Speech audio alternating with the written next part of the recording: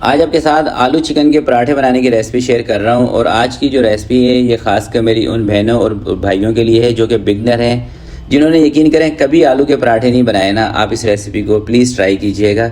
इंशाल्लाह जो तरीका मैं आपको बताऊंगा, जो टिप मैं आपको दूंगा, उससे अगर आप आलू और चिकन के पराठे बनाएंगे, इतने परफेक्ट, इतने मज़ेदार आपके पराठे बनेंगे, आपका दिल भी खुश होगा, आपकी तारीफ़ें भी होंगी। तो चले मिलके बनाते हैं। बिस्मिल्लाहिर्रहमानिर्रहीम।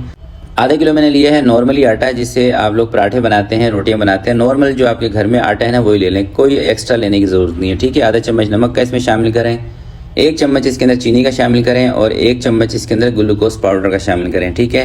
ग्लूकोज डी, अगर आप ग्लूकोज डी का इस्तेमाल करें ना, फिर आपने इसके अंदर से चीनी को स्किप कर देना है। ठीक है। मैंने इसके अंदर जो ग्लूकोज इस्तेमाल किया है वो ग्लूकोज इस्तेमाल किया है जो कि होटल वाले यूज़ करते हैं ना पराठों के अंदर, वो वाला ग्लूकोज। वो फीका होता है ग्लूकोज बेसिकली ना। अगर आप ग्लूकोज डी का इस्तेमाल करेंगे फिर आपने चीनी को स्किप कर देना है। ठीक है। चीनी से और ग्लूकोज से पराठों में कलर एक अच्छा आता है और टेस्ट भी इन्हेंस हो जाता है। अच्छा, पराठों का जब भी आप आटा गूंदेंगे ना, एक चीज़ का ख्याल रखिएगा कि इसको सख्त नहीं गूंदना आपने, थोड़ा सा आटे को नरम गूंदना है। जिस तरह से कि आप नॉर्मल रोटियां बनाते हैं ना, उससे थोड़ा सा जानदार हो आटा बस। ज़्यादा सख्त आटा गूंदेंगे फिर पराठे आपके फट जाएंगे। ये मेरी टिप याद रखिएगा। और आटा गूंद के कम से कम आपने इसको आधा घंटा पौने घंटे के लिए छोड़ देना है, ताकि ये ढल जाए और इसके अंदर लचक आ जाए। आलू वाले पराठे बना रहे हो, कीमे वाले पराठे बना रहे हो, या आलू चिकन के मेरी की तरह मिक्स पराठे बना रहे हो, इसके अंदर अगर आप आटा सही गूंदेंगे ना, कभी आपके पराठे नहीं फटेंगे। अगर आप आटा सख्त गूंद लेंगे, इसको सही तरीके से मुक्की नहीं लगाएंगे, इसको रेस्ट नहीं देंगे, फिर पराठे आपके फट जाएंगे। ठीक है। हम इसको दे रहे हैं आधे घंटे का रेस्ट। 4 अदद आलू ले लें, वज़न के हिसाब से तकरीबन बनेंगे ये 400 ग्राम। छिलका उतार के फिर आपने आलूओं को बॉइल करना है, क्योंकि छिलके वाले आलूओं के अंदर ना लेस आ जाती है। मैं हर वीडियो में आपको बता रहा हूँ। आलूओं को मैश करने के बाद थोड़ी सी आपने चिकन ले लेनी है, 1 पाव के करीब चिकन बोनलेस। सिंपली थोड़ा सा सोया सॉस डाल के आपने चिकन को बॉईल कर लेना है। उसके बाद इसके रेशे बना के इसमें डाल दें। हरी मिर्चें डालें, लाल मिर्च का पाउडर डालें, कुटी हुई मिर्च का इस्तेमाल भी वैसे आप कर सकते हैं। आधे चम्मच के करीब आप इसके अंदर नमक शामिल कर दें। ज़ीरा पाउडर ये भी आधे चम्मच डाल दें। चाइना सॉल्ट ये थोड़ा सा आप इसमें ज़रूर शामिल करें, ये टेस्ट को बेसिकली बैलेंस करता है, मिर्चें आपको तेज़ नहीं लगने देगा। कुटी हुई काली मिर्चें डाल दें। थोड़ी सी कसूरी मेथी इस तरह से मसल के आपने डाल देनी है, इससे खुशबू बड़ी बेहतरीन आती है। जब पराठे पकेंगे ना, इंशाल्लाह आपको खुशबू बताएगी कि किस तरह की रेसिपी है।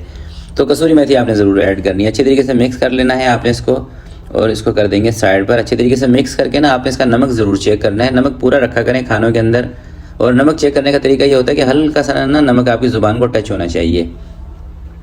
मसाले को मिक्स करने के बाद, और तकरीबन आधे घंटे से ज़्यादा हो चुका है, इस आटे को मैंने गूंद के रखा था, तकरीबन 40-45 मिनट हो चुके हैं। ठीक है। ये बताने का मकसद आपको ये है कि आप क्या करते हैं कि आटा गूंदते हैं, 10 मिनट के बाद ही उसके पराठे बनाने शुरू कर देते हैं। भाई अभी तक आपका आटा सही सेट होता नहीं है, इसके अंदर पानी सही तरीके से एडजस्ट नहीं होता, आप उसके पराठे बनाने शुरू कर देते हैं। नतीजा क्या निकलता है कि पराठे ना तो आपके गोल बनते हैं और इसके बीच में से ना मसाला बाहर की तरफ भागता है। तो आटे को गूंद के थोड़ी सी देर के लिए रखा ज़रूर करें और उसको लचकदार गूंदा करें। देख रहे हैं आटे की लचक मैं आपको दिखाता हूँ। हल्का से हाथों को भी चिपक रहा है, कोई मसला नहीं है। हाथों को चिपकता होगा ना, कोई मसला नहीं। ये हमारे पास रखा है ना आटा सूखा, ये हम इसके ऊपर लगाएंगे तो इसकी चिपक भी ख़त्म हो जाएगी। अगर इस आटे को हम सख्त गूंद लेते ना, ज़्यादा हार्ड गूंदते, तो फिर जब हम इसको बेलेंगे तो मसाला बाहर की तरफ भाग जाएगा, फट जाएगा। और उससे क्या होता है कि हमारा तवा भी ख़राब होता है और बहुत ज़्यादा ना पराठे हमारे सोगी बन जाते हैं, ऑयली बन जाते हैं। अब इसके अंदर मसाला भरने का तरीका ये है कि आपने एक चीज़ नोट की होगी, या मैं आपको बता भी देता हूँ, कि आपने किनारे देखे ना इसके पतले के रखने हैं। ठीक है। बीच से थोड़ी सी जगह को उठा के रखना है, मोटा, किनारे पतले। मसाला मैं थोड़ा सा ज़्यादा रख रहा हूँ। अगर आप बिगनर हैं तो इससे थोड़ा सा कम आप मसाला रखेंगे। ठीक है। बहुत ज़्यादा कम भी नहीं, क्योंकि अगर ज़्यादा कम मसाला होता है फिर भी मज़ा नहीं आता।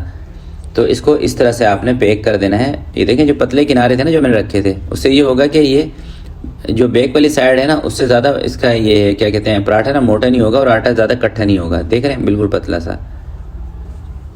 इस तरह से पेड़ा बना लें और थोड़ा सा इसको दोबारा डस्ट करेंगे आटा। ये मैं इसलिए बार बार इसके ऊपर आटा लगा रहा हूँ क्योंकि ये थोड़ा सा ना नरम है आटा हमारा। और इस तरह से आपने इसको थोड़ा सा बड़ा कर लेना है, फैला लेना है। ऐसा करने से क्या होगा, पूरा मसाला ना अंदर तक अच्छे तरीके से फैल जाएगा, पहुँच जाएगा पूरे पराठे में। यानी कि जब आप पराठा तोड़ के देखेंगे ना, कहीं से ये वाला सीन नहीं होगा कि कहीं पर मसाला है कहीं पर नहीं है।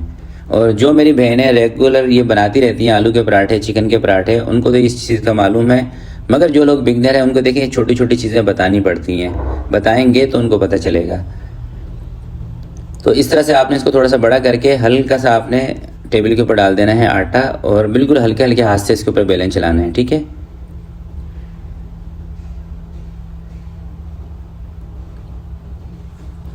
और जब ये पराठा आप बेलने लगे, इसी दौरान आपने क्या करना है कि तवा रख देना है चूल्हे के ऊपर, ताकि तवा भी गर्म हो जाएगा।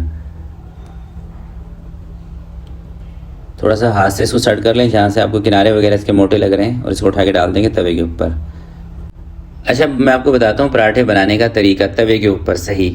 तो देखें, जब भी आप पराठे या रोटियां बना रहे हो, सबसे पहली चीज़ तो ये है कि आप भारी तवे का इंतखाब करें। तवा भारी होगा, पराठे अच्छे बनेंगे, रोटियां फूलती हैं।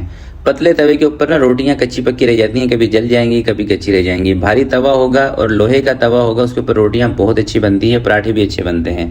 आपने बाज़ार में देखा होगा पराठे बनाने के लिए बड़े बड़े तवे होते हैं और वो अच्छे खासे मोटे तवे होते हैं। तो भारी तवे का इंतखाब करें। अगर आप अपना तवा चेंज करना चाह रहे हैं तो कोशिश ये करें कि नया तवा जो भी आप ख़रीदें थोड़ा सा वज़नी होना चाहिए।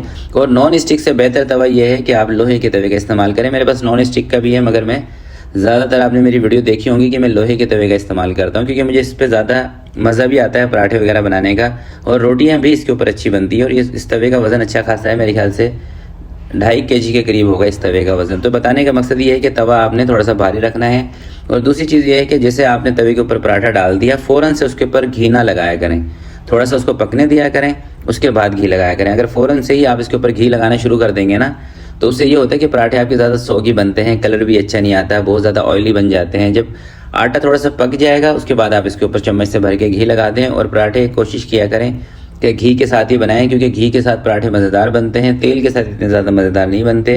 हाँ, घी आप देसी घी का इस्तेमाल कर सकते हैं, या फिर वेजिटेबल घी जो भी मार्केट में अच्छी ब्रांड के मिलते हैं उसका आप इस्तेमाल कर लें। तो 2 से 3 पराठे आपको मैं बना के दिखा रहा हूँ। अब एक पराठा ना मैं आपको तोड़ के भी दिखाऊँगा, इंशाल्लाह आपको मज़ा आएगा।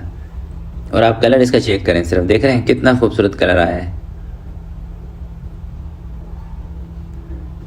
तो 3 पराठे हमने बना लिए हैं। अब एक मैं ज़रा तोड़ के आपको दिखा रहा हूँ। बिस्मिल्लाहिर्रहमानिर्रहीम। सबसे पहले आपने इसका मसाला चेक करना है, ये देखें, इसीलिए मैंने इसको तोड़ा भी इस तरीके से ताकि आपको मसाला नज़र आ जाए। पूरे पराठे में मसाला है, और क्या ज़बरदस्त मसाला है, यकीन करें।